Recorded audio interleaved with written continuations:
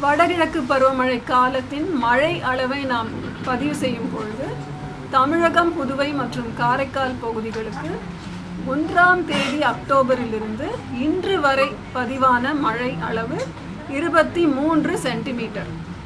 இயல்பு மழை அளவு 14 சென்டிமீட்டர். இதில் கணக்கிடும் பொழுது இயல்பிலிருந்து வேறுபடும் அளவு +57%. அதாவது இயல்பை விட 57% அதிகம்.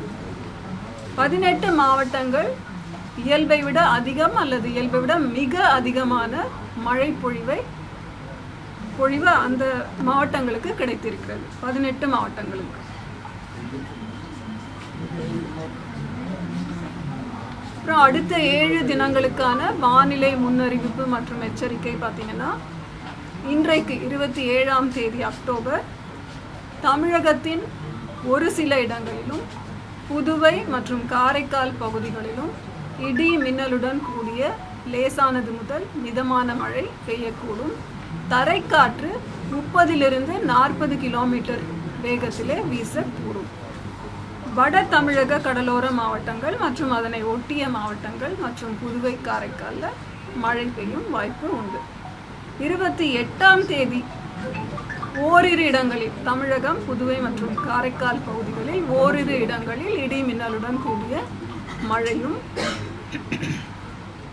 பலத்த தரைக்காற்று மணிக்கு 30 முதல் 40 கிலோமீட்டர் வேகத்திலும் வீசக்கூடும். வட தமிழக கடலோர மாவட்டங்கள் மற்றும் அதனை ஒட்டிய மாவட்டங்களிலே மழை பெய்யும் வாய்ப்பு உண்டு. 29 அக்டோபரிலிருந்து 2ஆம் தேதி நவம்பர் வரை தமிழகத்தில் ஓரிரு இடங்களிலும் புதுவை மற்றும் காரைக்கால் பகுதிகளிலும் மழை பெய்யும் வாய்ப்பு உண்டு.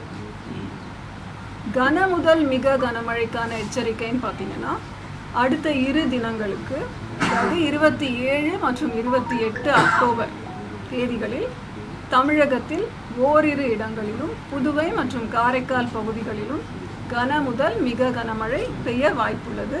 எந்தெந்த மாவட்டங்கள் பார்த்தா, தமிழகத்தில் இன்றைக்கு 5 மாவட்டங்களுக்கு மிக கனமழை எச்சரிக்கை தரப்பட்டுள்ளது. அது திருவள்ளூர், சென்னை, ராணிப்பேட்டை, காஞ்சிபுரம், செங்கல்பட்டு.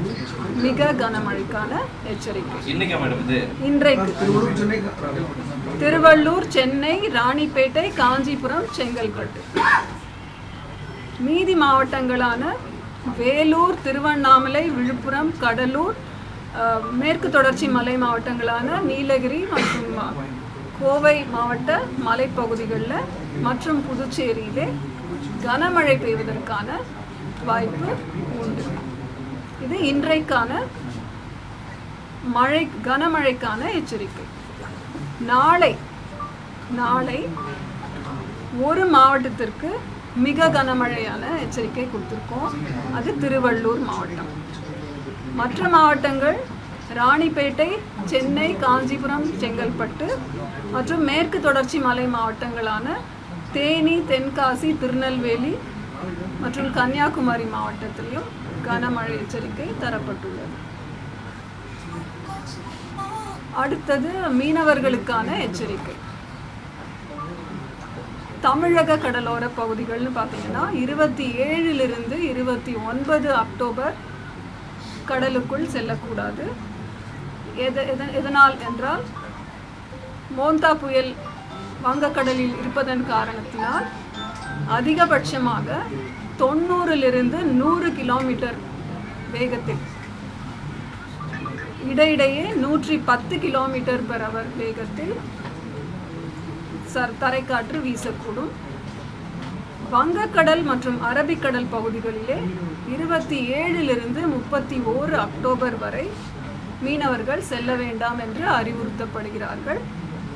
காரணம், பலத்த சூறைக்காற்று 45 - 55 km/h வேகத்திலும் இடையிடையே 65 km வேகத்திலும் வீசக்கூடும் என்றதனால் மீனவர்கள் இந்த பகுதிகளுக்கு செல்ல வேண்டாம் என்று அறிவுறுத்தப்படுகிறார்கள்.